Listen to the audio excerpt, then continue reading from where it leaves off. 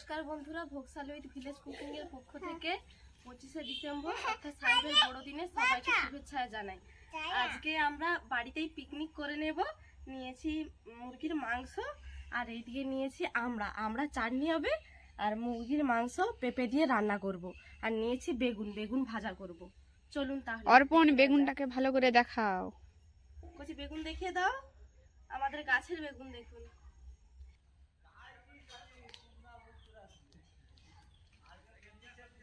চলো চলো চলো, এই সবজিগুলোকে এবার কেটে নেব।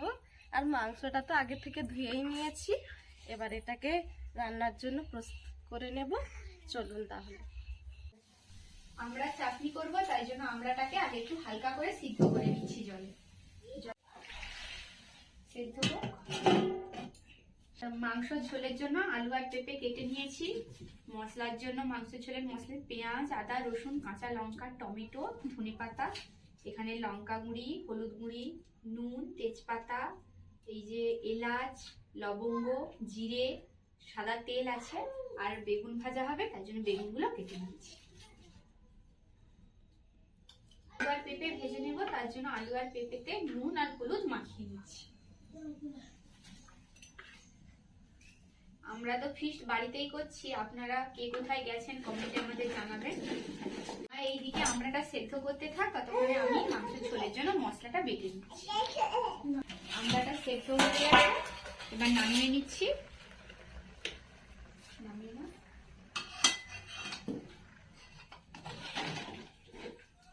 দিয়ে দিয়েছি। তেলটা একটু গরম হোক। এটা গরম হয়ে গেছে, এবার আলু আর পেঁপে গুলো দিয়ে দিচ্ছি।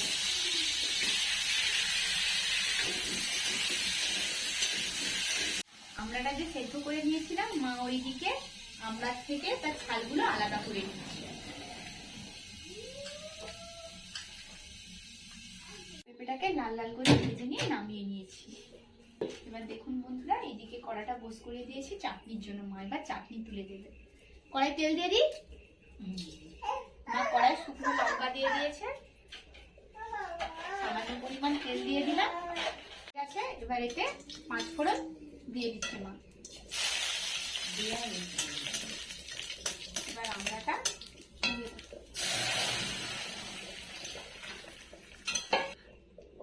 সামান্য পরিমাণ হলুদ, স্বাদ মতো নুন, পরিমাণ মতো চিনি দিয়ে দিচ্ছি। চাটনিটা ফুটে গেছে, কালারটা কত সুন্দর এসছে দেখুন। চাটনি হয়ে গেছে আমাদের, আর নামিয়ে দেব।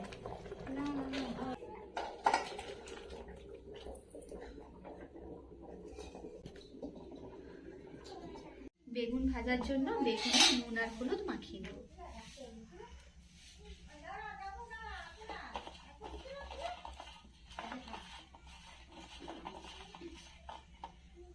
কড়াই দিয়ে দিচ্ছি সাদা তেল। এই যে তেলটা দিয়েছিলাম, তেলটা গরম হয়ে গেছে, একে একে সব বেগুনগুলো কড়াই ছেড়ে দিচ্ছি।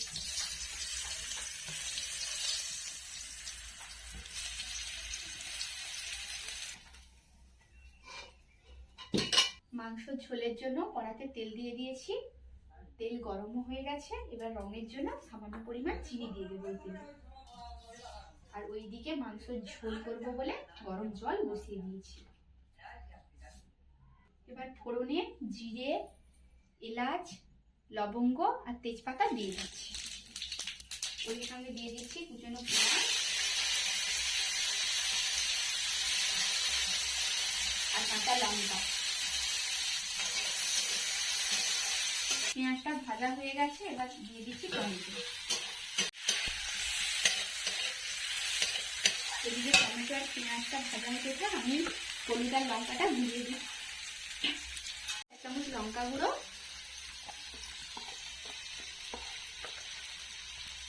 আর হলুদ গুঁড়ো। এবার থেকে জল দিয়ে ধুয়ে নিই।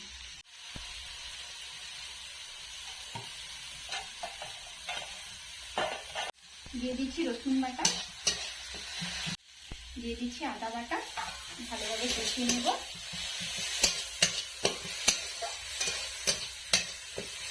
যতক্ষণ না আদা রসুনের গন্ধটা যায় ততক্ষণ কষাবো।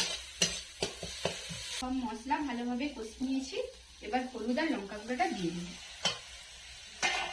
দিয়ে আবার মশলার সঙ্গে ভালোভাবে কষিয়ে নিই যতক্ষণ না মশলা থেকে তেল ছাড়বে। ভালোভাবে কষিয়ে নিয়েছি, এবার মাংসটা দিয়ে দিই।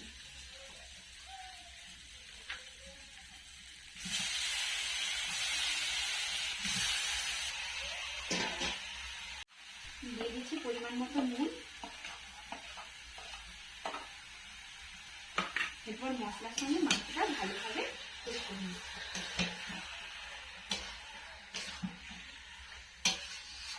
মশলার সঙ্গে মাংসটা ভালোভাবে মিশিয়ে নিয়েছি, এবার হালকা আঁচে চাপা দিয়ে দিয়ে কষিয়ে নেব। দেখুন মাংস থেকে জল বেরিয়ে গেছে।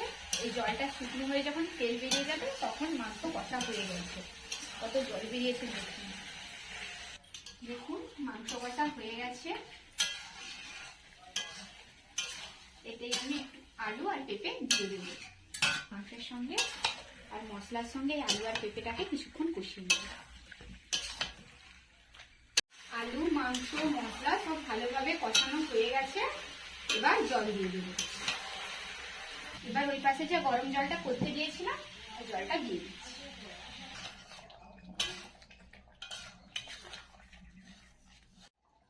আলু পেঁপে সেদ্ধ হয়ে গেছে। এবার উপর থেকে দিয়ে দিচ্ছি ধনেপাতা কুচি, আর দিয়ে দিচ্ছি সামান্য পরিমাণ গরম মশলা। মাংসের ঝোল হয়ে গেছে, এবার নামিয়ে নিচ্ছি।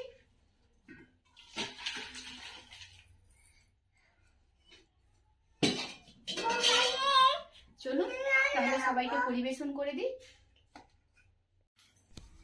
এই দেখুন সবাইকে পরিবেশন করে দিয়েছি। আমাদের অর্পণ লেবু দিচ্ছে সবাইকে।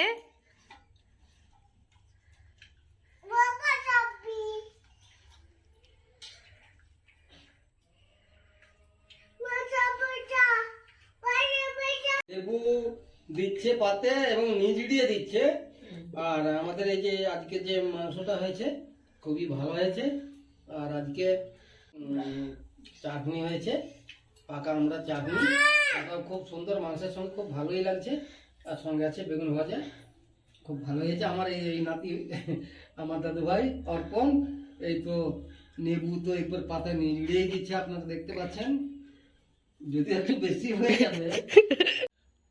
সত্যি রান্নাটি খুব সুন্দর হয়েছে। বাবা তো বলেই দিয়েছে কতটা সুন্দর হয়েছে। রান্নাটি যদি ভালো লেগে থাকে তাহলে আপনারা চ্যানেলটিতে লাইক, কমেন্ট, শেয়ার করে দেবেন। সাবস্ক্রাইব করতে ভুলবেন না যেন। ভালো থাকুন, সুস্থ থাকুন। আবার একটি নতুন ভিডিও নিয়ে আপনাদের সঙ্গে পরে দেখা হচ্ছে।